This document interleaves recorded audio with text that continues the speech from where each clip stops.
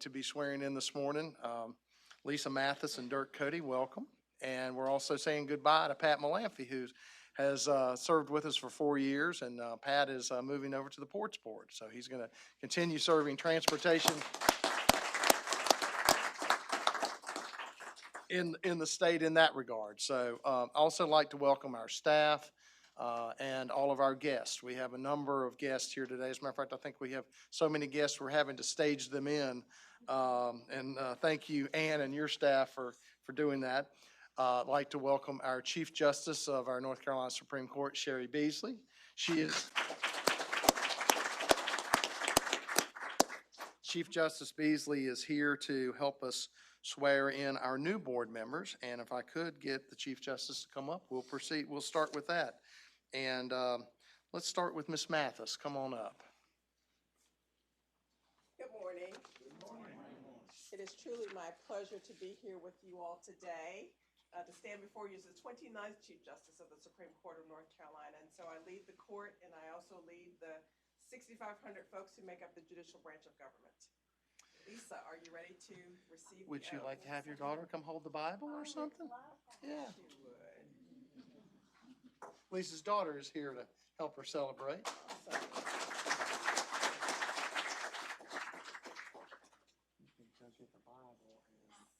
Katie, how do we need it? There you go. There you go. This is perfect. Left hand on the Bible and raise your right. Do you, Lisa Mathis, solemnly swear that you will support the Constitution of the United States? And do you, Lisa Mathis, solemnly swear that you will be faithful and bear true allegiance to the state of North Carolina and to the constitutional powers and authorities which are or may be established for the government thereof, and that you will endeavor to support, maintain, and defend the Constitution of said state, not inconsistent with the Constitution of the United States? And do you, Lisa Mathis, solemnly swear that you will well and truly execute the duties of your office as a member of the Board of Transportation, according to the best of your skill and ability, according to law, so help you God? I do. Congratulations. Thank you.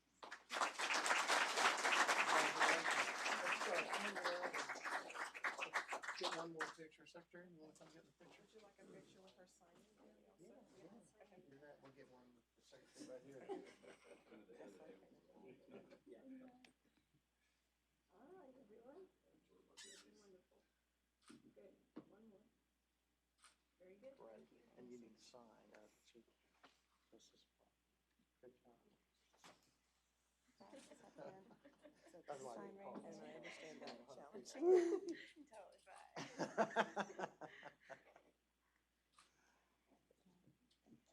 Great, thank you. Congratulations. Thank you so much. Dirk, you want to come up next? And do you have anybody? I know you've got some family. Did you want anybody Thank you. to hold the Bible or anything? Or? Well, there's too many of them. There's too many of them? All right. We'll get them up here for a picture when after we finish the swearing in.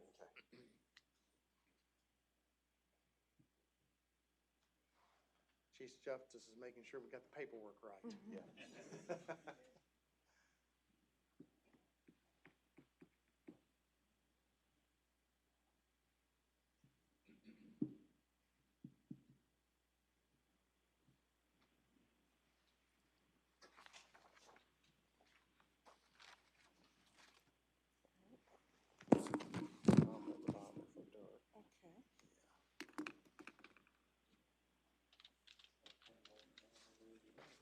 Thank you, Chairman Fox. I'm a quick learner. There you go. My wife might dispute that. Do you, Dirk Cody, solemnly swear that you will support the Constitution of the United States? Do you, Dirk Cody, solemnly swear that you will be faithful and bear true allegiance to the state of North Carolina and to the constitutional powers and authorities which are or may be established for the government thereof, and that you will endeavor to support, maintain, and defend the Constitution of said state, not inconsistent with the Constitution of the United States? And do you, Dirk Cody, solemnly swear that you will well and truly execute the duties of your office as a member of the Board of Transportation, according to the best of your skill and ability, according to law, so help you God. I do. Congratulations.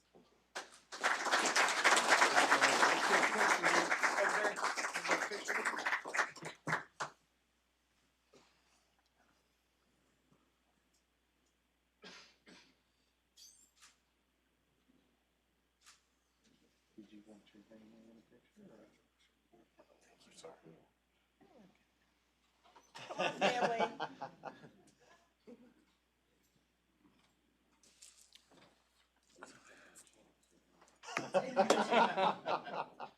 You'll learn to do some things that are uncomfortable on this board.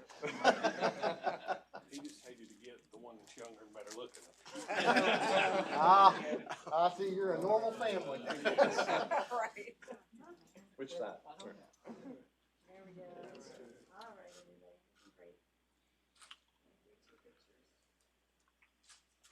Great. Great, thank you. Thank you. Congratulations. Congratulations. Nice to meet you. Pardon? Yeah. So our, what's that? Oh. So while they're working on the paperwork, I'm going to call up our other members who are being reappointed either to a new term or to a different seat. So Gus Tullis to the Division 4 board seat. Come on up, Gus. Grady Hunt to the Division 6 board seat. Come on up, Grady. Sam Bowles to the Division 10 board seat. Nina Schlossberg Landis, at large, representing Mass Transit. Hugh Overholt serving the 2nd Division board seat. Andy Perkins, the Division 9 board seat. Jack Debnam serving statewide at large. And Thomas Taft serving statewide at large environmental. Yeah. So we got plenty of Bibles here.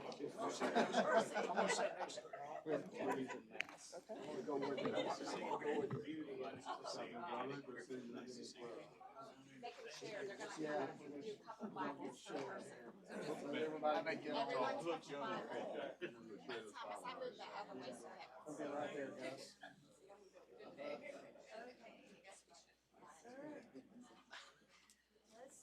Jack, you look good. I know.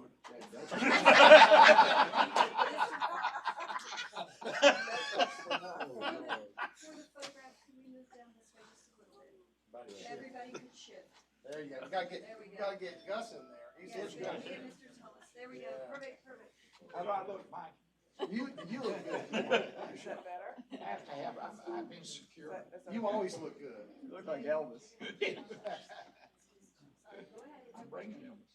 Is that? We're just having a granddaughter come to the video. Oh, good. I'm sure she's, Guess whose granddaughter? I know this is Gus's This granddaughter. time, She's you well all will trained have in to say your photography and names video, 3 right? I will say do you, and you will say your name. I will say do you, you'll say your name. I will say do you, you'll say your name. Okay?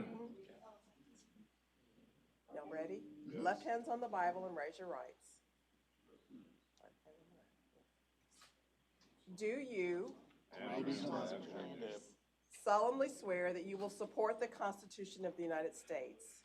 And do you solemnly swear that you will be faithful and bear true allegiance to the state of North Carolina and to the constitutional powers and authorities which are or may be established for the government thereof? And that you will endeavor to support, maintain, and defend the Constitution of said state, not inconsistent with the Constitution of the United States? And do you solemnly swear that you will well and truly execute the duties of your office as a member of the Board of Transportation, according to the best of your skill and ability, according to law, so help you God? I will. Very good. Congratulations.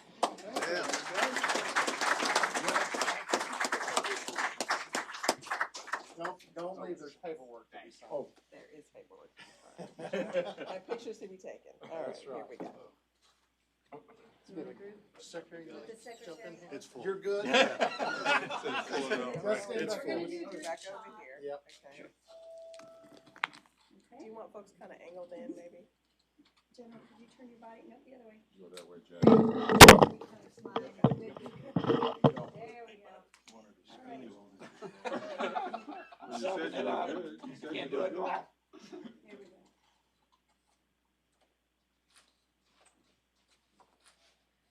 Thank you. Great. All right, we're gonna make this assembly line here. Chris, you got the paperwork? All right. So All right. if you all would roll by and sign, and then the Chief Justice can sign. Okay. Who you got first, Chris? Your helper. Thomas. Thomas. She got a good spot. I might make a little speech. Nina? No. I figured that No, would make no. Perfectly.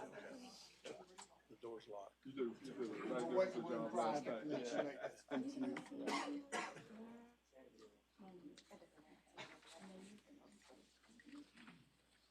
And Gus? Gus. Here's another one. Oh, thank you so much. I'll go in back. Gus? Gus.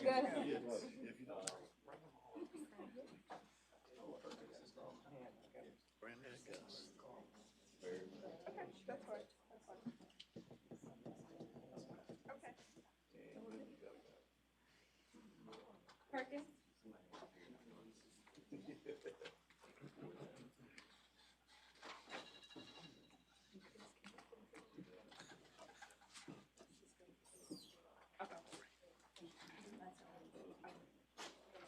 Technology lady, she can't keep the phone from ringing. You good? Thank you. Hugh. Yeah, they don't like I'm looking forward to it. it. Call me if you have questions. I shall. Yeah. What's been not working? How many years?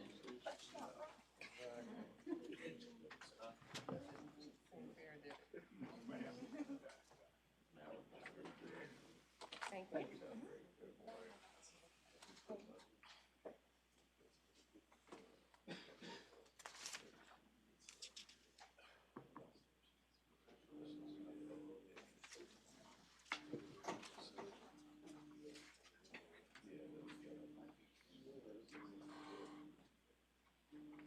Sam. Chris, you got it going. You got it going over there. You got this the assembly line down. Jack.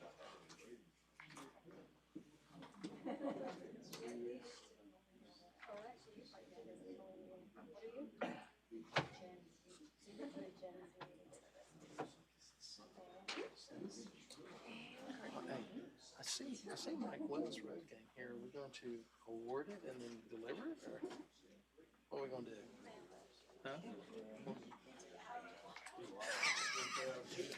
Daniel noted that for once I caught Ann speechless.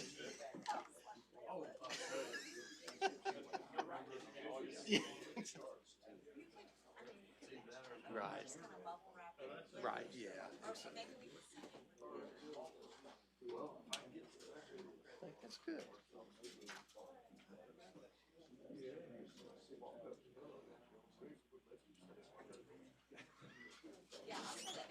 Okay, all right.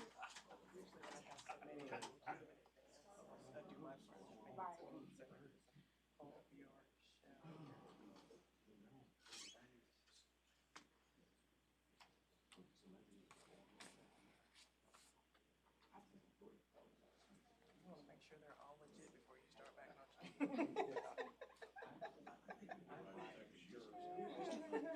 If we have an issue, we know where to find you.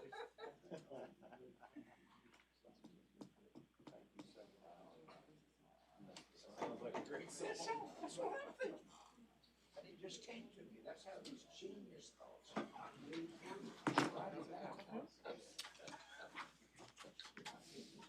it down. That's what I'm saying. And I thought it up. Write it down. Chris, are these extras or? Those Okay. are for Lisa and Okay, Gordon. gotcha. Okay, gotcha.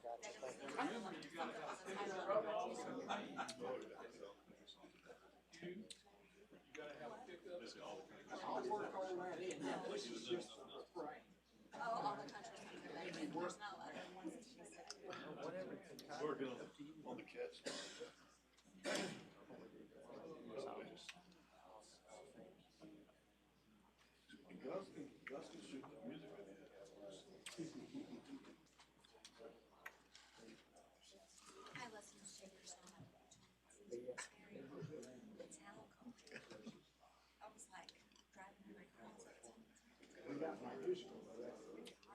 You can hit bang on that one.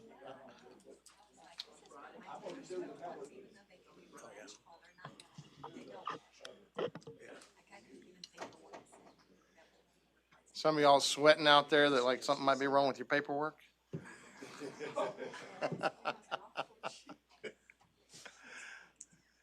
the general tells you he needs to talk to you outside, then that, you know.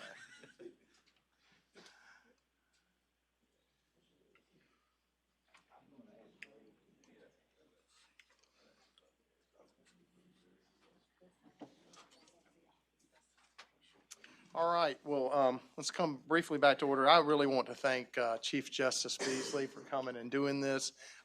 She's got to scoot out, unfortunately. Both she and I have to attend a funeral later this morning of a colleague of hers and a friend of mine. So thank you so much. Did you want to say anything before you leave?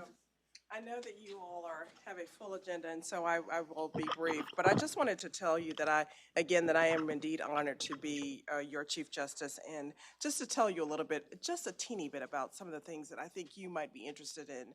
As I know that you are working hard on keeping our roads safe here in North Carolina, and that you care a lot about making sure that North Carolina really is an integral part of a global economy. Please know that your courts are concerned about that as well. One of the things that I'm asking the legislature to fund is e-courts, which will really be the kind of electronic and technological system that will bring us to the 21st century. Some of the ways in which we are not able to communicate, like from courthouse to courthouse in the state of North Carolina, really is quite provincial, and it's one of the things that people look at and that businesses look at when they look at North Carolina in terms of whether or not they want to bring their families here and whether or not they want to bring their business here.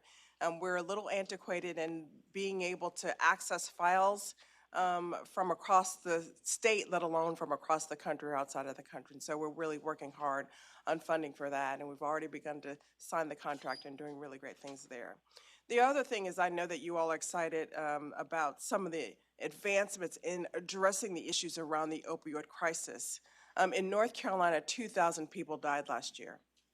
That's a lot of folks who have died from substance misuse. And the reality is substance misuse has been an issue in North Carolina far before we knew and started getting excited about how to remedy the opioid crisis. One of the things we're doing is making sure that we can have more recovery courts.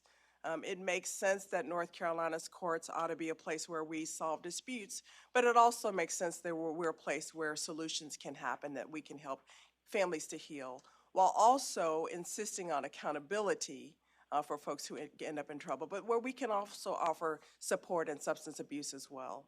And I was talking to some folks at my table at breakfast today about our faith and justice roundtables across the state. We're really excited that we're partnering with faith communities across the state to make sure that they can be a part of the work that we do. They're already engaged in work in their own communities, and it makes sense that when we are able to take the work of the justice system to the communities, that it can be very helpful. And so the faith communities have been really excited about it. We're taking expunction clinics there and driver's license restoration clinics.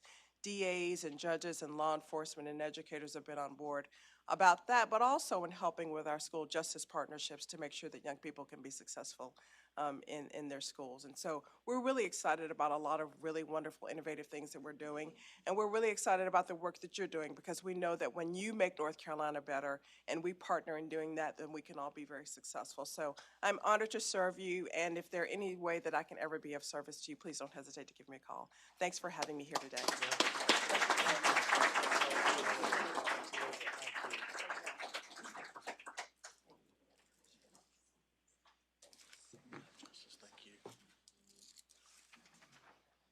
All right, if I could get Pat Malamphy to come up. We've got two board members who are leaving us. Pat is one of them. Mike Wells is the other. Mike could not be here today, but Secretary, you want to come up and help me present the Road Gang Award to Pat? Absolutely. You want to tell them a little bit about the Road Gang Award? No, on behalf of the Department of Transportation, we'll issue this Road Gang Award member for outstanding and continuing contributions to North Carolina's transportation, Pat Malamphy. Pat has done an outstanding job, so we wanted to recognize him And when I was talking to the new board members yesterday, talking about some of the things they could do to be effective, how to be an ambassador, how to help us understand the conflicts in the communities between what we're delivering and what everyone's expectations are. And as you guys already know, it's always diverse in expectations, and how to help solve those problems. Pat did a wonderful job doing that, always knew more about everything going on in his counties than any of us ever could.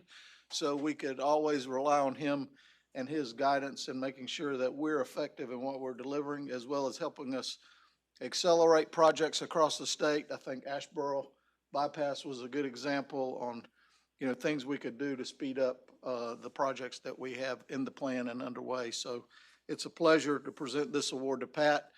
And also, so he'll know, former board members are also a part of this organization. I remember one time the governor asked me, is there like lots of boards of transportation? And I said, well, what do you mean, guy? He said, well, I get a call from board members and I get calls from lots of former board members. And I said, yes, once you're in, you're always in. The appointment may be limited, but the club is lifetime.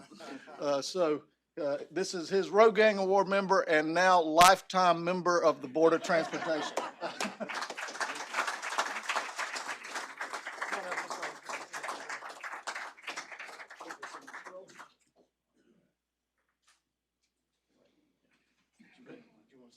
Nope, thank you very much. Enjoy the budget. Before Pat gets out of here, I'm gonna brag on him just a little bit more, because Pat has been an exceptional board member. It's truly been my privilege and honor to serve with Pat and get to know Pat.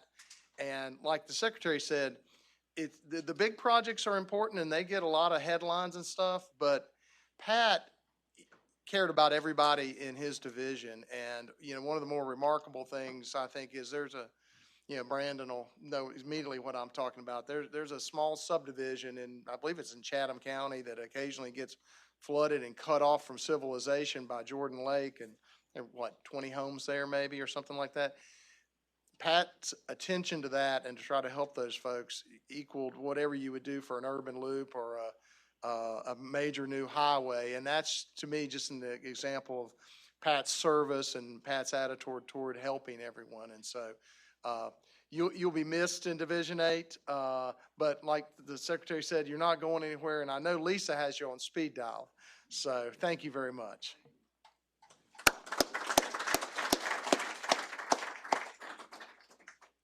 And Mr. Ivy, we're going to give you Mr. Wells, if you wouldn't mind delivering that. He was unable to be here today, so thank you. Going to roll into the formal part of our meeting. We do have a quorum, so we can check that box. I'm going to read the ethics statement. In accordance with State Government Ethics Act, Executive Order Number 2, issued on January 12, 2009, and NCGS Section 143B-350, it is the duty of every board member to avoid both conflicts of interest and appearances of conflict. To comply with this statement and the state ethics law, I ask whether any board member has a known conflict of interest or appearance of conflict with respect to any matters coming before the board today. If so, please identify the conflict or appearance of conflict when the item appears on the agenda for consideration, refrain from any undue participation in the particular matter involved, and sign before our notary the declaration that has been provided to you for such purpose. By the time you get to the point where you're voting for things, Nina will be running the meeting, and at that time, Nina will pause and let anyone who has a conflict identify that. Our next agenda item is the approval of the June 27, 2019 meeting minutes. Has everyone had an opportunity to review those? All right, there's a motion. Is there a second? Second by Cully.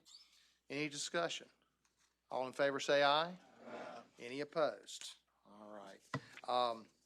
We start in the section, which is always one of my favorite sections of our agenda item. That's where we get to honor North Carolinians who have made a significant contribution to our state with a naming of a highway. The first one we have today is for Senator James Speed, and we have a number of his family here and family and friends here. Valerie, could I ask you to come up and read that? And could go ahead and get, if any of the family and friends want to come on up at this time, and we can line up right over here. And as Valerie reads the motion, then we can be prepared for a picture and such, so.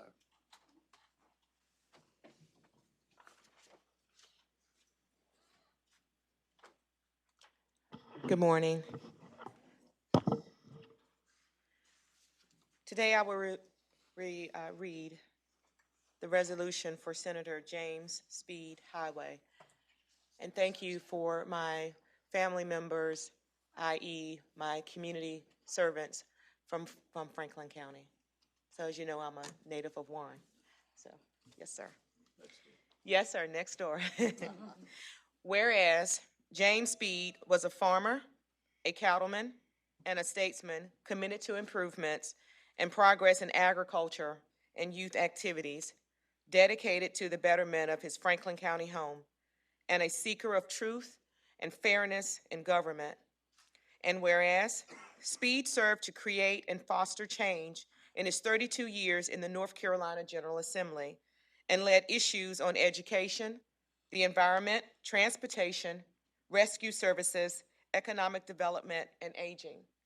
And whereas Speed served 12 years in the State House of Representatives from 1961 to 1972, and 20 years in the North Carolina Senate from 1977 to 1997 until his retirement. He represented the citizens of Franklin, Vance, Johnson, Nash, Wake, Warren, and Wilson counties, and whereas the remarkable experience and insight of Speed will stand unmatched in the history of North Carolina politics and agriculture. And whereas Speed was the recipient of the Order of the Longleaf Pine by authorization of Governor James B. Hunt, Jr. in 1981.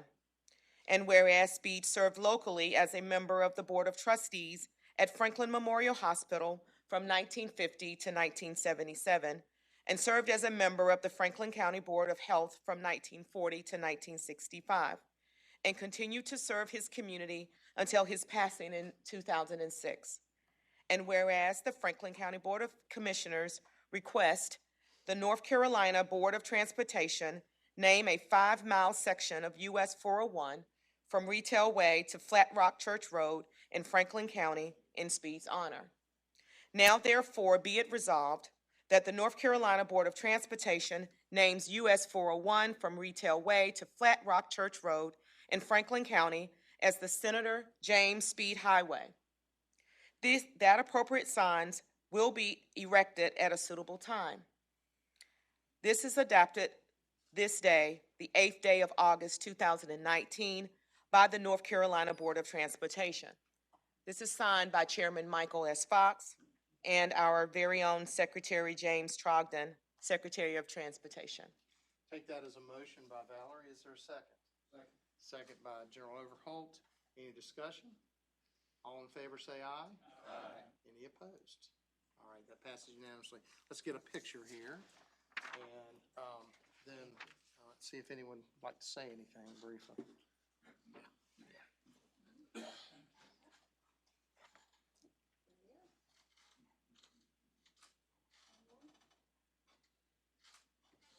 Thank you. Mr. Speed, did you want to say anything? Sure, I'll say a couple words. Yeah.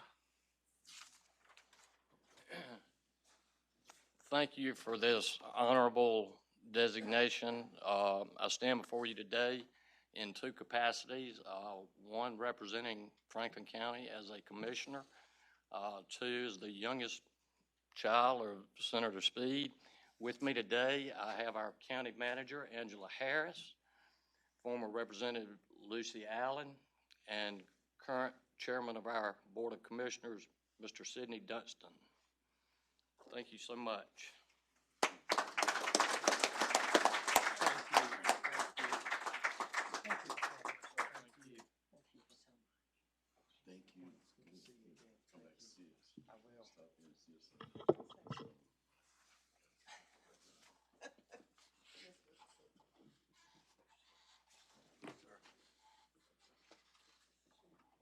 Our next action item is a road naming for Ray Kelly, and that is in Division 7, so I will read that. Whereas Henry Ray Kelly, known as Ray, was born in Leakesville, North Carolina on March 29, 1936, and was a lifelong resident of North Carolina, living most of his life in Rockingham County. And whereas Kelly joined the Army and served proudly for 20 years, receiving numerous medals of commendation before he retired in 1974. And whereas Kelly actively served the Boy Scouts, was a former Scoutmaster, assisted Boy Scouts in attaining the rank of Eagle, gave programs on the proper handling of the American flag, and gave to Scouts in need. And whereas Kelly served as the commander of VFW Post 2574, Rockingham County, Vice Commander of the American Legion Post 254 in Eden, North Carolina, Commander of the Rockingham County Honor Guard for 17 years, and was a member of the DAV, the Disabled American Veterans, and the Rockingham County Veterans Coalition, working to serve veterans in need. And whereas Kelly served as the president of the Veterans Park Committee for 15 years and worked with other veterans to plan events honoring the veterans of Rockingham County on Memorial Day and Veterans Day each year, and worked tirelessly to maintain and develop the park as a lasting tribute. And whereas the Rockingham County Board of Commissioners supports and requests the North Carolina Department of Transportation to name a portion of NC 65 between County Home Road and NC 65 West in honor of Ray Kelly for his generous service to his community and to the veterans of Rockingham County. And I'll make that motion. Is there a second? All right, second by Thomas. Any discussion? All in favor say aye. Aye. Any opposed? We're going to have a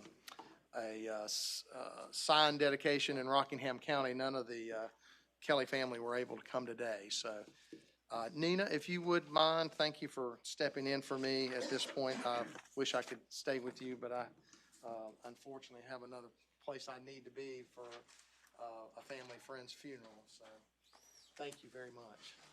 Good luck with your time. Thank you. Yes, I'll see you.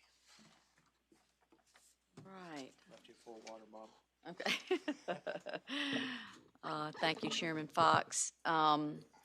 Next on our agenda is a resolution for Dr. Andrew Best, and I believe Tom Taft will be reading that resolution for us.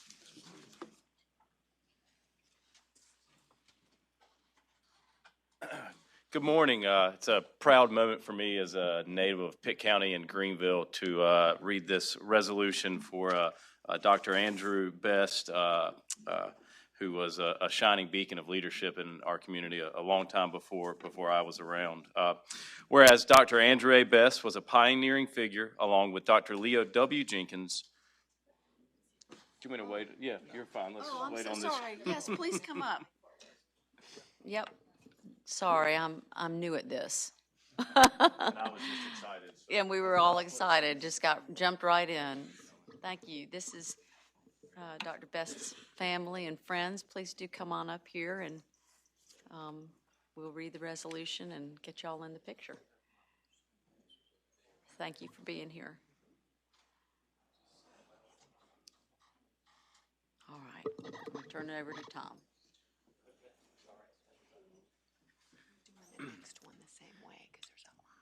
Thank you for being here. Whereas Dr. Andrew A. Best was a pioneering figure, along with Dr. Leo W. Jenkins, in shaping North Carolina higher education during the 20th century, and whereas Dr. Best was the first African-American physician in the city of Greenville and practiced from 1954 until 2004, he was committed to his patients as well as his community, and whereas Dr. Best was the first African-American member of the East Carolina University Board of Trustees, and whereas Dr. Best was one of the first African-Americans to serve on the University of North Carolina Board of Governors, and whereas Dr. Best was a founding member of the Pitt County Interracial Committee, now called the Greenville Human Relations Council, and whereas Dr. Best played an important role in establishing East Carolina University's medical school and expanding opportunity to all North Carolina citizens by helping to integrate the university, and whereas the city of Greenville expresses its support for naming the newly constructed 10th Street Connector Bridge in honor of Dr. Andrew A. Best to recognize the many contributions that he made to the East Carolina University, the city of Greenville, and Eastern North Carolina. And now, therefore, be it resolved that the North Carolina Board of Transportation names the 10th Street Connector Bridge over Dickinson Avenue in Pitt County as the Dr. Andrew A. Best Bridge. Appropriate signs will be erected at a suitable time and this is adopted this, the 8th day of August, 2019, by the North Carolina Board of Transportation and signed by Chairman Michael Fox and Secretary James Strogden. So we'll take that as a motion. Do I hear a second? Second. Seconded by Mr. Alford. All in favor, please signify by saying aye. Aye. Okay. Okay. Congratulations. Thank you very much. If anybody would like to say a word, you're more than welcome to. Please, please. He's going to say a quick word. A very quick word, quick. But thank you very much for honoring our father, our uncle, our cousin, Dr. Andrew Best, for the services that he's committed to North Carolina. Thank you again. Thank you.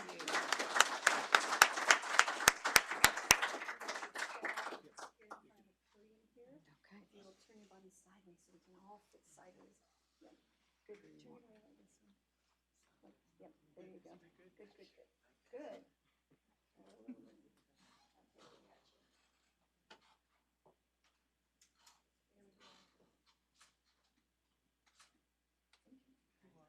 Congratulations, everybody. I'm just going to Stay right up here. Okay, we got another one going. Do we need to, he's already signed up. Okay, good. All right. If we could ask the family of Dr. Leo Jenkins and the friends to come on up. We'll get everybody up here at the front of the room. I believe we have a crowd. And we're going to ask Mr. Taft to read that resolution as well once we have everybody up here. There we go.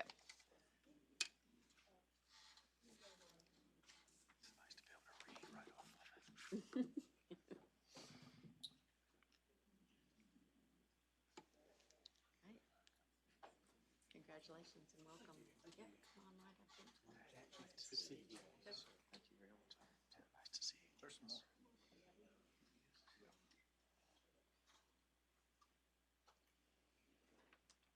Welcome.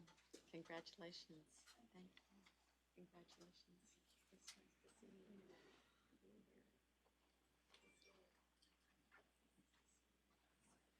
Come on up. Nice to see you. Thank you guys for being here, and I just will speak again as someone who grew up in Greenville, to be able to speak to both Dr. Best and Dr. Jenkins. They are larger than life figures in all of our roles in the city and the county and really in the state. So thank you guys for being here. A resolution for the Dr. Leo W. Jenkins Highway. Whereas Dr. Leo W. Jenkins was a pioneering figure, along with Dr. Andrew A. Best, in shaping North Carolina higher education during the 20th century, and whereas Dr. Jenkins began his service at East Carolina University in 1947 as a faculty member of the East Carolina Teachers College, and whereas Dr. Jenkins advanced to dean and vice president and then served as the university's chancellor from 1960 until his retirement in 1978, and whereas Dr. Jenkins advanced to dean and vice president and then served as whereas Dr. Jenkins advanced East Carolina from a college to university with a medical research and teaching facility, and whereas Dr. Jenkins led the expansion of East Carolina University's academic, medical, and athletic facilities for decades, and whereas Dr. Jenkins led the university to expand all opportunity to all of North Carolina citizens by helping to integrate the university, and whereas the East Carolina University academic and medical programs are important to Eastern North Carolina and the city of Greenville and contribute to the state's economic well-being, and whereas the city of Greenville expresses its support for naming a section of the 10th Street Connector in honor of Dr. Leo W. Jenkins to recognize the many contributions he made to East Carolina University, the city of Greenville, and Eastern North Carolina. And now, therefore, be it resolved that the North Carolina Board of Transportation names the 10th Street Connector from US 13 NC 11 to Evans Street in Pitt County as the Dr. Leo W. Jenkins Highway. Appropriate signs will be erected at a suitable time. And I guess this is the motion. Yep, we'll take that as a motion. Is there a second? Okay, second by Mr. Overholt. So adopted this the 8th day of August, 2019 by the North Carolina Board of Transportation, again signed by Chairman Fox and Secretary Trogdon. Right. All in Thank you favor, very much. please signify by saying aye. Okay, we got that for the record. Congratulations, everybody. You want me to say anything? Yes, sir, Yes, please. do. Good morning. I didn't realize we were supposed to say anything, so I didn't come prepared. Had no idea that we were supposed to talk. Hold on a minute, let me get my pad out. Anyway, my name is Jack Jenkins. I'm a retired judge, and I'm Leo Jenkins' son. My parents had 6 kids. I'm one of 6. 4 of the other 5 are here. The 5th one couldn't be here because he's in St. Louis, but his son is here, son Jason. But anyway, on behalf of the family, thank you very much. Can everybody hear me okay? Thank you very much for this really great honor. And I do have some comments that won't take more than about a minute, if you'll just bear with me. Our dad, Dr. Leo W. Jenkins, spoke often of the maximum citizen, and that's a person dedicated to making his or her home a better place in which to live, work, and grow. Through small deeds and large, the maximum citizen helps others who cannot help themselves, chooses honesty over deceit, even when self-defeating, encourages rather than discourages, repairs what is broken, and builds anew what is lacking. As children growing up in the ECU Chancellor's House, we witnessed the quintessential maximum citizen daily. He lived on campus, knew the students, faculty, and staff personally, and strove to address their issues and concerns. He saw deep needs and worked with great leaders like Dr. Andrew Best to fulfill them. He recognized the dearth of basic health care and cajoled the legislature to act. He audaciously demanded that his home, Eastern Carolina, be treated fairly, and he won. In 1986, our father was asked what was his greatest achievement, and I'll just read his quote. He says, "Some folks say it was the medical school, and others say it was obtaining university status. But I feel it was instilling a sense of pride in the people here in the East. People walk a little taller because of ECU, and they take a greater pride in themselves. There is no better legacy, and the proposed dedication of the new 10th Street Connector is a fitting tribute to this true maximum citizen, Dr. Leo W. Jenkins. Thank you."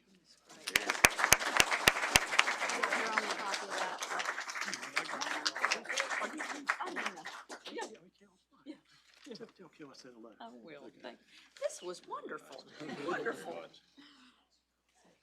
We just get the heck out of here now? No. We'll take a picture. Oh, okay. Come on, Tom. Yep. Come on in. Okay, so if everybody could turn their body as skinny as possible, and we can try that. Yeah. I've been wanting to do that for years. Turn your body almost sideways. There we go. How's about 20 pounds? All right, audience, this is great. Very good. Good job, everyone. Big crowd. Thank you so much. Thank you. Wow.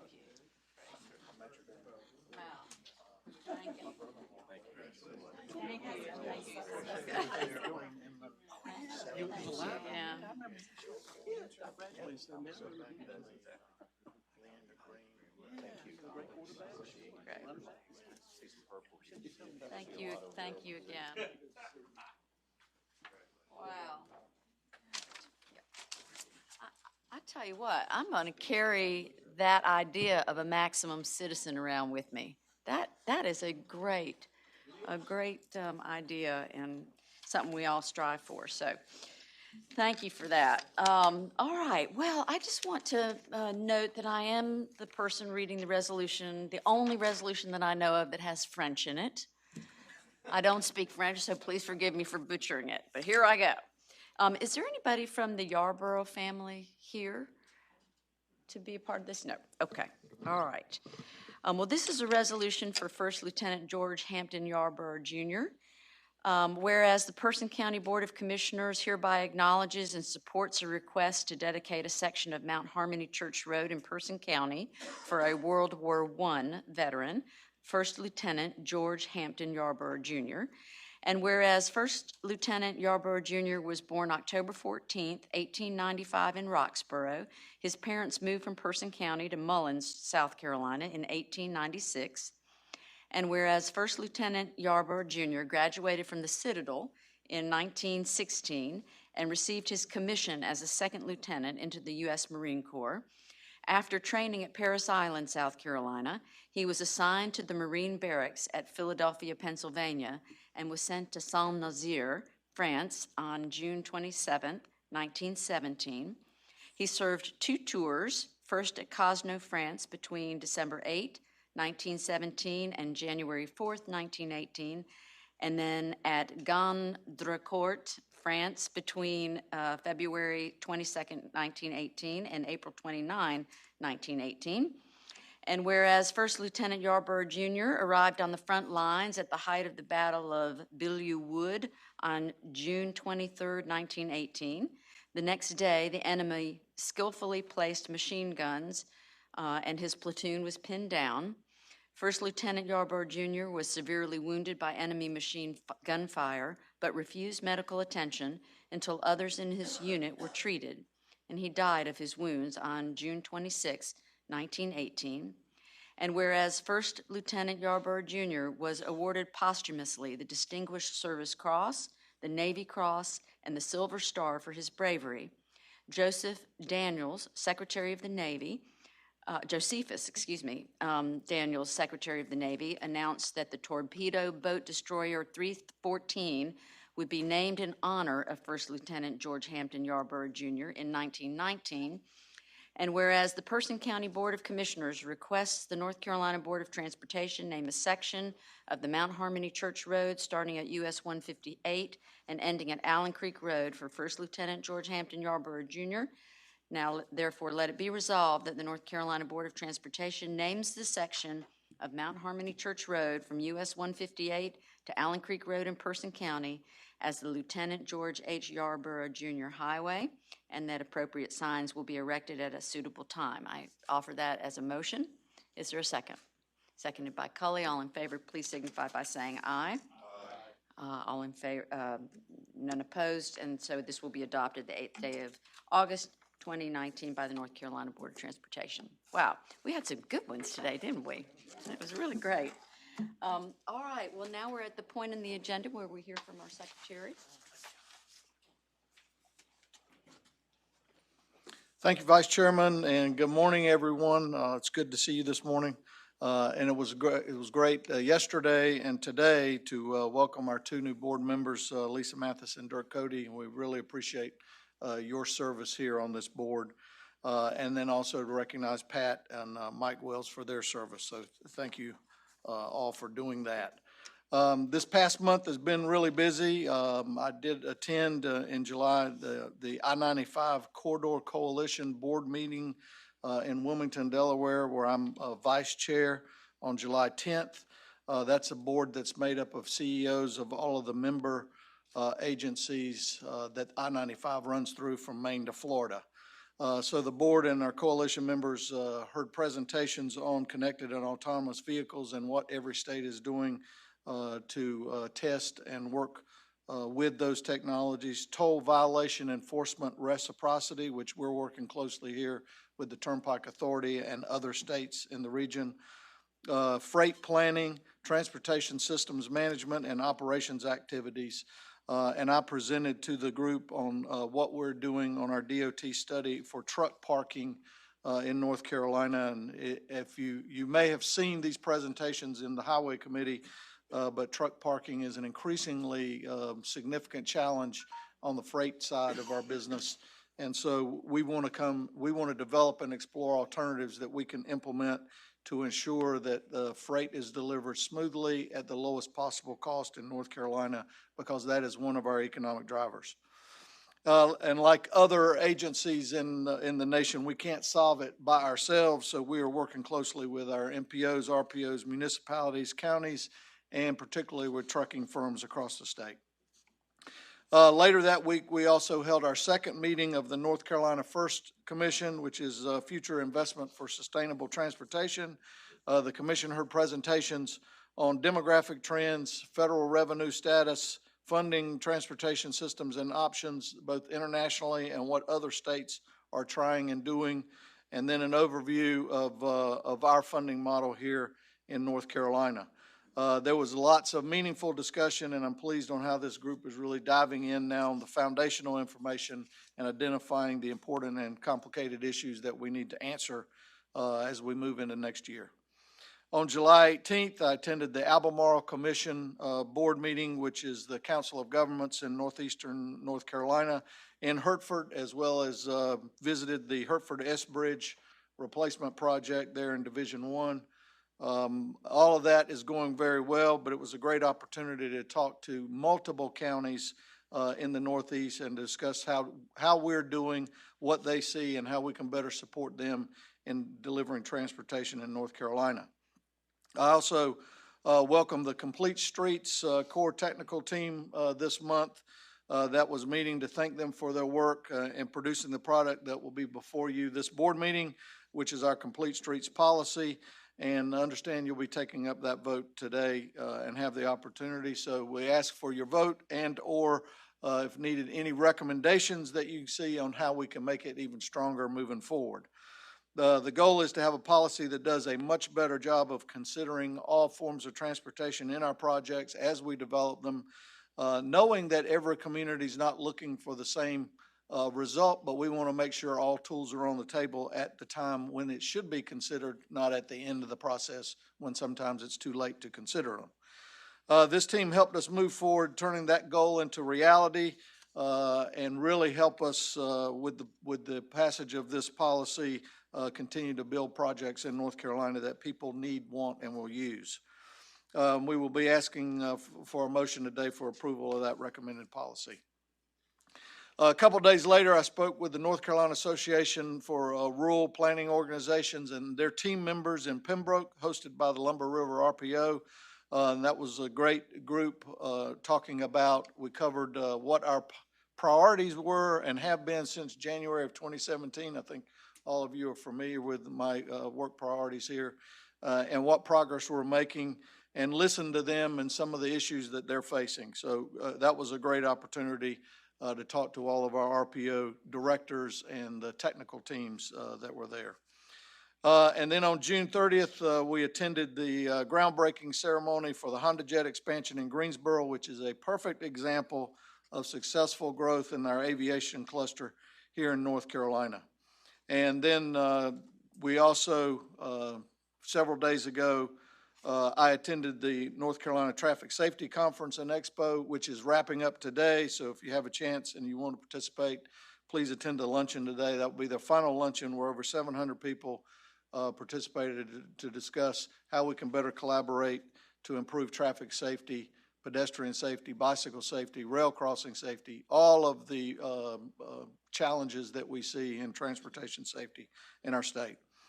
And then we continue to implement our Improve, Expand, and Protect action plan that we laid out last year in moving forward on the I-77 Managed Lane project in northern Mecklenburg and southern Iredell counties. This action plan responds to the feedback that we got from the local advisory group over the last few years as we continue to develop recommendations that they gave to improve this project. And as you may have heard, the Charlotte Regional Transportation Planning Organization, the Charlotte MPO, approved the funding swap for this project that was needed to keep our consideration of the peak shoulder lanes moving forward. NCDOT will continue to work closely with that entire region as we continue to develop these alternatives to the existing project and deliver the project. I did want to update you on our DMV strategy from last year. As everyone remembers, we had significantly long lines last June, July, and August in 2018 at our driver's license offices. We worked hard since then to develop a plan to really improve the operation, so I commend the commissioner, his team, worked diligently to find every idea we could to improve that. Our goal was to reduce overall demand by about 20% by leveling demand more with reservations and other techniques, then to improve our processing efficiency by about 40%, and then longer term increase our capacity by 20%. We've already added one office in Charlotte and then another express office in Greensboro, but that's just part of the capacity enhancements that we will have moving forward. But I did want to give you the results to date. So compared to June and July of this year to last year, our average wait time has been reduced statewide by 37%, from 76 minutes to 48 minutes. Our percent of transactions longer than 2 hours was reduced by 59%. Our percent of transactions less than 30 minutes has increased by 45%, so that's exactly what we want to see. And then at the same time, our total number of transactions completed in the 2 months period increased by 13%, as in June and July only, we conducted 388,513 transactions. And then our real ID transactions increased by 30%, which is part of that 388. It was 169,000 just real ID transactions. So great work by our entire DMV staff, and particularly those in our 7 districts. The big difference maker that I see is we got everyone involved with finding ways to improve the process, and we have much better data now from the statewide level to the district level to the office level, all the way down to how is each examiner doing every single day. So great work by the team. 6 weeks after being damaged a month or so ago, with the 1,000-year rain event at the Wake and Franklin County line, the US 401 bridge over the Little River reopened on July 18th. The team worked really good. That was a full 6 weeks ahead of the estimated completion date for repair, August the 31st. And as I mentioned to this board, that project was really important because about 70% of Franklin County actually works in the Wake County area. And so that is one of the major corridors, US 401, going from Franklin into Wake County. So very important for all those workers in Franklin County to be able to access without a tremendously long detour. So we're real proud of the work that the team did. And then I would like to announce, most of you probably already know, Division 10 engineer Scott Cole is retiring effective September the 1st. And as many of you know, sort of the same as being a board member. You never really leave DOT.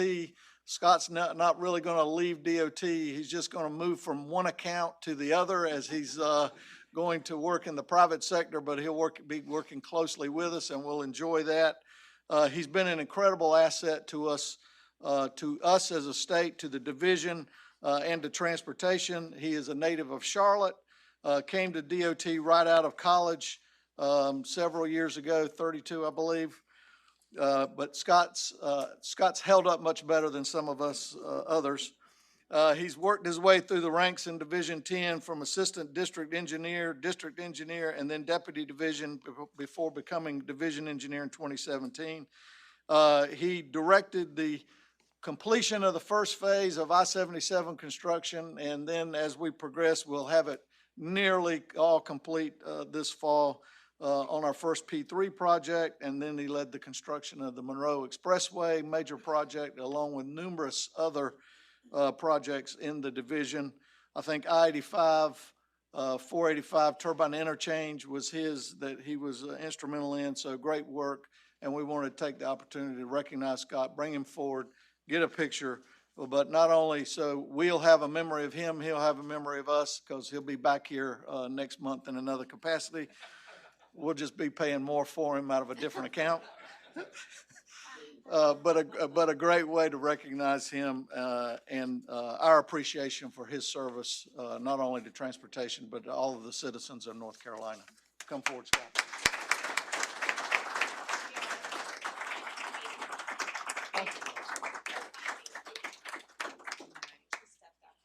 Yep. Where's our photographer? So Gus will be our photographer, our unofficial photographer.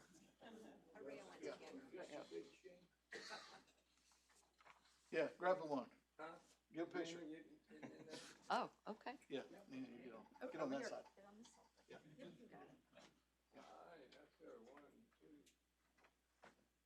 Not as pretty as Kate, is Here. it? Get another one. Get another one. Okay. You too. Good. Congratulations. Congratulations. We'll see you next month. Oh, gosh. Thank you, Mr. Secretary. And while we are on the subject of DMV and the move to Rocky Mount, I know, Gus, we have a special guest with us today. Would you like to make an introduction? Yeah, let me, I've got a guest today, David Ferris, who is the Executive Director of the Rocky Mount Chamber of Commerce. And so, we've got a lot going on in Rocky Mount, so I wanted him to say a few words. He's working with Mike Alford real close on some projects. And David used to be the Jeep dealer, Dodge dealer, and that's how he and Mike have been buddies for years. But David, you want to say a comment? Thank you, Gus, and it's indeed an honor to be here, and I just want to thank you, each of you, on behalf of Rocky Mountain Twin Counties, for your dedication to improving our road system in North Carolina, and especially for moving a lot of projects forward in Nash and Edgecombe County as we really ramp back up with the addition of Triangle Tire, Corning, CSX, and maybe a little something else. Yep. Yep. Thank y'all. Good. Thank you for being with us. Yep. All right, we've come to the portion of the agenda regarding delegated authority. Items C, D, E, H, and L, as you all know, are delegated to the Secretary and require no formal action by the Board. But let me just read this for the record. Item C, all projects were awarded by the Secretary to the low bidder. At the May 2nd, 2019 board meeting, action was delayed on the design-build project constructing a portion of NC 540 in Wake County. Additional time was needed for review of the bids and coordination of this portion with the other two previously let portions of North Carolina 540. Staff recommended award to the low bidder. The project was subsequently awarded by the Secretary. All right, well now we are coming to the section of our agenda where we will do our annual ethics education. So I'll ask Daniel Johnson, our General Counsel, to come up for that portion. Thank you. Good morning, everybody. I think I've met everybody and been serving the General Counsel role for the last few months. I've also been serving as your ethics liaison. And I want to just thank everybody. And coming into that role, I've found that we've got a very good culture of compliance here with the board. Everybody that I've dealt with has been very proactive in addressing questions regarding ethics and making sure that not only we follow the law, but we were giving the impression to everybody that's watching us that, you know, we do have that culture and that we're doing everything we can in the public interest and making sure we avoid any appearance of conflicts of interest or any actual conflicts of interest. So I appreciate that, and I want to do my best to help continue that culture. One of the unique, all public servants, everybody on the boards, people who are appointed, have to go through certain ethics training and also, certain filings. As members of the Board of Transportation, there's also an additional requirement that we do an annual ethics training like this because of kind of the unique nature of this board and the authority that we have and the projects that we're involved with. Ann and her team have done a good job of putting together an ethics training manual that each one of you should have. I'm not going to stand up here and read the whole thing to you, but I do want to kind of go through a few things with it. The most important of which are under resources on page 1 is my telephone number. If there's nothing else I want you to leave here with, it's my phone number because the ethics laws are complicated. There's some nuances to them. And the number one thing I want you to do if you have a question, even just the slightest hint of a concern, is to pick up the phone and call me. If you can't get me, you can talk the Senior Deputy General Counsel.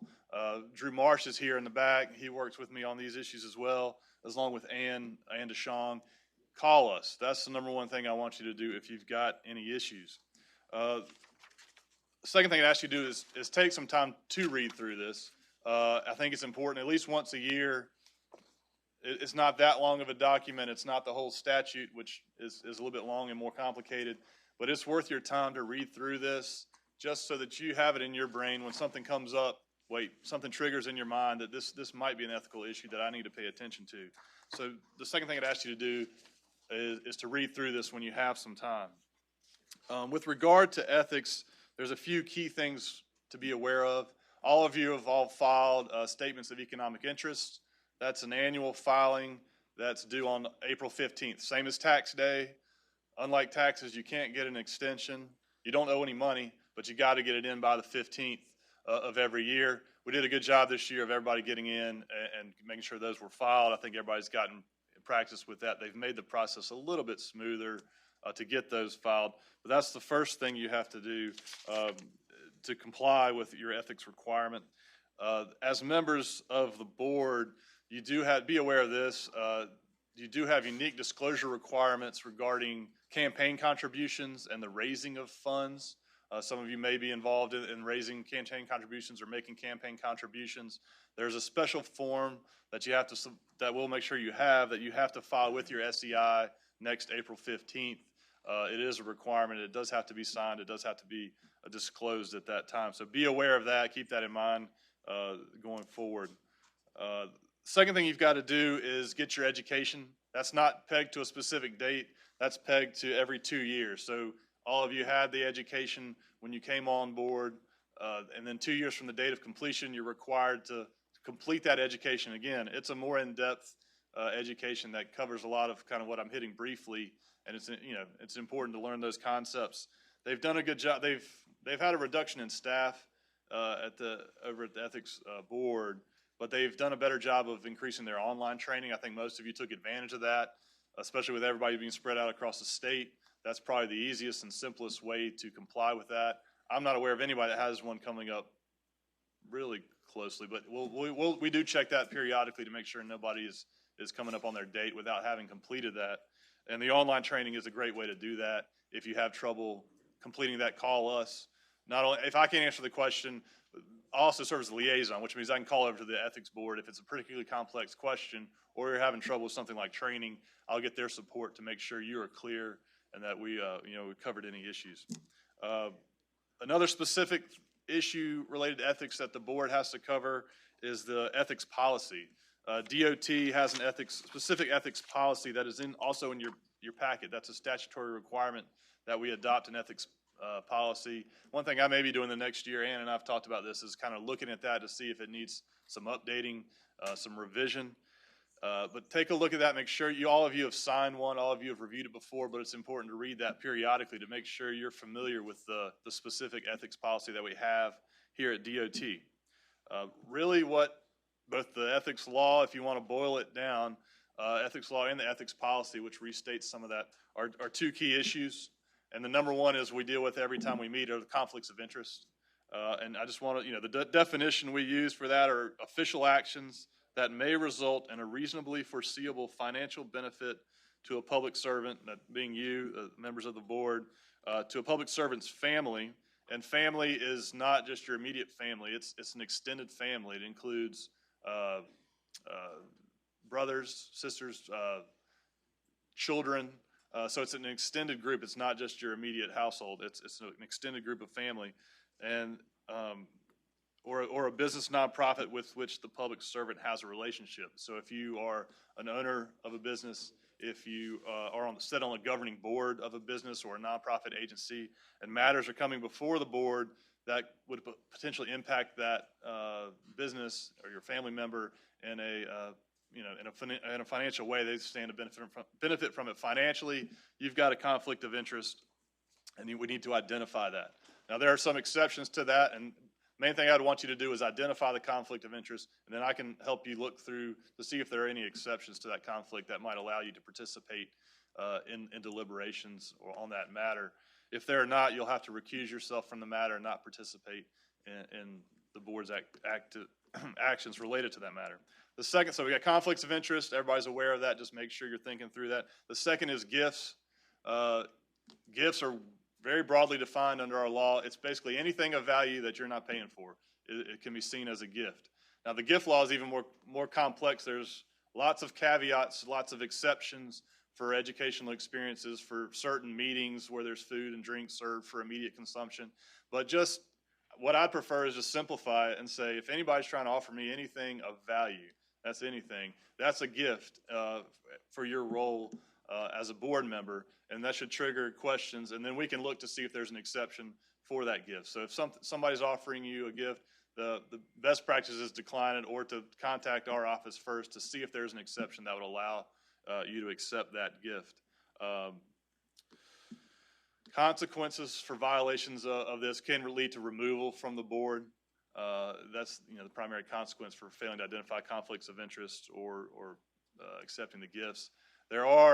This isn't really under ethics, but it's related. In addition to special training, there are special criminal laws that apply to members of the board. So and those come into play if somebody is offering you something of value to really kind of influence your decisions and the exercise of your authority on the board. So there are specific provisions that just apply to the board that result in potential criminal penalties. I'm not aware of anything like that happening in recent history, but it is something to be aware of. If anybody were to ever approach you, offering you anything of value for, your exercise of your authority, please let me know, and we'll make sure we protect you and protect the board and the department from any untoward influence. So that is all I wanted to share with you this morning. Just keep in mind my phone number, conflicts of interest, gifts, and give us a call on that. So if there's any questions, I'm happy to field any. If not, good seeing everybody. Any questions? I always am reminded that I always pay for lunch. I always pay for my own lunch. Just, no, I don't know if that's an exception or not, but. Usually not. So yeah, it's the best practice is pay for your own lunch. So, because that's an easy one to trip up, because you can be having lunch with someone, they say, I got it. And next thing you know, you've technically, you violated that. So you've taken a gift. Something to keep in mind. Thank you. Thanks. All right. So let's see. Oh, now I am really excited about this next one. This is the amendment to our Complete Streets policy. You all have had an opportunity. This was seen both in the Highway Committee yesterday and also in the Multimodal Committee yesterday. But I will just say, Andy, you, I think, are the only person on this board who might remember this, just because we've both been around for so long. But, I mean, it was really before 2009, back in like 2006, I think, discussions were underway about how we might beef up pedestrian safety, bicycle safety, and so on. And it led to a crescendo in 2009 where we adopted a policy, a complete streets policy. We had a lot of input from all over the state. Charlotte was really a magnificent resource for us because they adopted that in their community. But,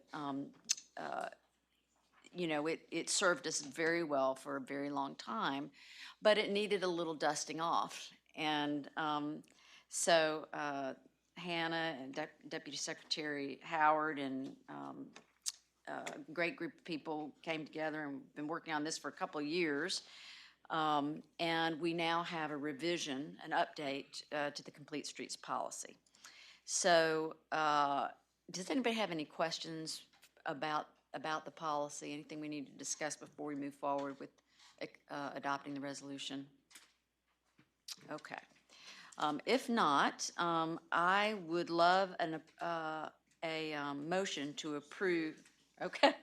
Second. It's been moved and properly seconded. It is a resolution for the Board of Transportation in support of the implementation for North Carolina Department of Transportation Complete Streets policy that will enhance safety and provide an efficient network of all transportation modes. All in favor, please signify by saying aye. Aye. No opposed, so the motion carries. Hannah, do you want to say anything about that? No. Okay. All right, well, now we're going to move into the portion of our agenda where we're going to approve projects. This is the time where we would ask you to announce any known recusals. You do not need to recuse yourself from any of the items in C, D, E, H, and L, as we previously noted, are delegated to the Secretary. Please go ahead and turn in your form. And we need to remind you that You all have been provided an ethics declaration at your seat. Sign the form and return it to our governance staff. So, are there any questions or areas of discussion? I see some hands already going up. So I guess we should go ahead and take recusals at this time. Yes, sir. Go ahead, Landon. Thank you, Ms. Vice Chairman. In abundance of caution and to avoid any potential conflicts, I would like to recuse myself from the following line items. I-1A, K2, K4, K11, M2, and O. Okay, that's been duly noted for the record. Yes, sir, Mr. Alford. Yes, thank you, Ms. Vice Chair. K2, page 91B-593A, K-4, page 119U, 4906, and then item O, page 153, and I'll do the proper paperwork. Thank you.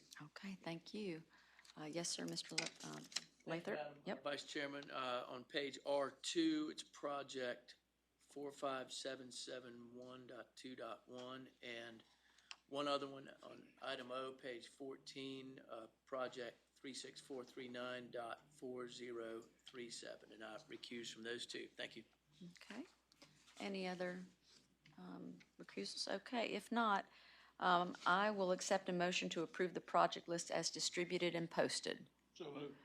Okay, it's been moved and seconded by John. All in favor, please signify by saying aye. Aye. And opposed? Okay. All right, so now we'll move on to the portion of our agenda where we receive reports from our various committees. We want to thank you for all of your suggestions, and let's see, we've gotten some committee feedback to Chris over the past month, and we've made some minimal changes, and we're going to be working on those for the September meeting. All right, let's go ahead and move on to the committee chairs and hear first from the DMV committee, Mike Alford. Yes, real quick, I just said we had a very productive meeting yesterday. I think the secretary touched on really the highlights, which were the peak season update, scorecards, incredible outcomes, and really good operational improvement year versus year, and an incredible dashboard with real accountability, and hats off to David and the commissioner and the rest of the team. Some marked improvement there. And then we heard from Reba Calvert on 10-day tags and some modifications that are going to go forward there relative to just some changes that need to occur there. And that was the substance of our meeting. So Okay. Thank you. Great, Mike. Cully, Highways Committee. Thank you, Madam Vice Chair. We had a good meeting here yesterday. The Highway Committee did. First, we heard from Kevin Lacey, the NCDOT State Traffic Engineer, regarding the North Carolina Executive Committee for Highway Safety. And as I said to the committee yesterday, there's no such thing as doing too much to promote highway safety. If you've ever lost a family member or a good close friend to a traffic accident, then you know how devastating that can be. So we need to be as supportive as we can be to Kevin and his team and supporting them for their efforts and initiatives as it regards highway safety. We also heard from Patrick Norman, who reviewed the FY 2020 maintenance spend plan. And then we heard from Aldea Coleman and Hannah Cochran relating to the resolution that we just passed. And to drive home the importance of this resolution, just this morning I heard on the news of a fatality here in Raleigh. A veterinarian student at NC State was struck and killed by an automobile. She had an undergrad degree from Harvard University, and so this is important, folks. Yes, so sir. Thank you very much. Yeah, That thank you, concludes my Cully. report. And thank you for mentioning Aldea. Thank you. You've been so instrumental in getting all of this done, and I failed to recognize that earlier. So thank you for all your hard work on that. Multimodal Committee, Andy. Thank you, Madam Chair, Vice Chair. We had an abbreviated meeting yesterday, and the best part of it is we passed the resolution on complete streets this morning, so we do appreciate the full board's participation there. And our multimodal highlights, we primarily looked at the budget potential reductions. We had no major issues in terms of budget reductions for most of our modes. However, in the rail area, we are going to slow down on some projects to the tune of about $8 million. And the big issue in public transportation back in bed is we now have a new name called the Integrated Mobility Division. You got that, Hugh? Integrated Mobility Division. You put that in your other areas that we can talk about it at dinner next time. Other than that, we had a great meeting. Thank you very much, and bless all of y'all. Okay, thanks. Okay, thank you. Well, so the Advanced Technologies Committee met, and as usual, this is just the neatest stuff to work on. We had a presenter from the Volpe Center, which works with USDOT and Federal Highways, and Deputy Secretary Howard has worked very intimately with them over the years. And Terrence Reagan from the Volpe Planner group came and really showed us a lot of the innovations that are happening around the country. I think we had like 10 different examples from around the country of innovation. And what really struck us was that when we think about advanced technologies, we all think about the drone taxis, and we think about autonomous vehicles and truck platooning and all these things which are happening, and that is our future. But it is also kind of bread and butter stuff like how we collect data around intersections, just basic data that you think might be collected. I held up my phone and I said, gosh, we could have gone to the moon on the technology that's in our cell phone. And we assume that a lot of this stuff is happening, but it takes a long time to scale up at such a big level in the state with this technology. And so there are lots of things for us to think about. One area, and Tony and I talked about this, that we really want to dig down deeper on, is how one goes about really engaging the private sector to help make some of our big projects happen through these P3s. And so we're going to work on that. And something came up about how we do right-of-way and how we organize that and how we might be able to use technology to be more efficient and effective in that area. So lots and lots of really great stuff coming out of that. Deputy Secretary Howard also provided us with sort of an overview of the work that he is doing with all of the various work groups. So know that within the department there are groups working all the time to talk about how we build a culture of innovation in North Carolina, how we lead the country in innovation and technology. And there's just tremendous things happening. Lots of interesting pilots underway. There's a pilot delivering medical blood over at Wake Med using a drone. We're going to pilot something, I believe, in Holly Springs where we might use a drone to deliver fast food. There's an air taxi pilot going on. So there's just tremendous things happening. So thank you to all of the, to David's group and everyone else who's working on advancing all of these initiatives. So the question is, what do we do as a board about that? And so what we talked about in committee yesterday and what we will be bringing to all of you is some ideas about how to adopt a policy recommendation regarding creating a culture of innovation here at DOT, so that we put our stamp on that and we lead on that, and we signal to the department and to the state that that is something that's important to us and that we'll be doing. So look for us to do that. And finally, we received the results of a survey of members of the committee, really trying to get input about what we ought to be focused on and things that people are interested in. The top 3 were automated vehicle use, regulation and deployment, multimodal innovations, and alternative intersection designs and cutting-edge congestion management. And drones were kind of a close one, so we're going to bring that into the group. So we're going to focus on those areas, but I want to invite all of you If there's something you want to learn about or you want us to focus on, let us know, and we'll do that in committee, and we'll, involve you all and bring it forward to the board. So that's my report. Let's see, let me get back to my cheat sheet. The following committees did not meet this month: the FAST Committee, the Workforce Committee, the EDIR Committee, the Audit Committee, and the Road Naming Committee. And many of those, of course, will be meeting next month. We will be here in Raleigh for our next board meeting, which is September 4 and 5, and distributed a save the date for the Christmas dinner, and you should have received that. Please check your availability just so that they can get a good head count. All members, of course, are invited and encouraged to bring a guest, whoever that might be, your spouse, significant other, friend, family member. Ann's team will begin collecting money beginning today through September, the September meeting. So if you have it today, please give it to them. If not, next month.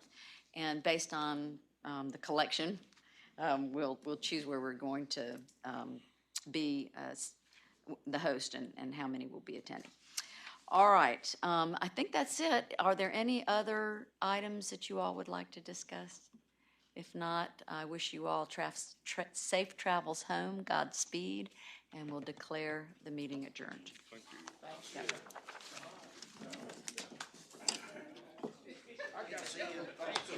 I know that the secretary is gone.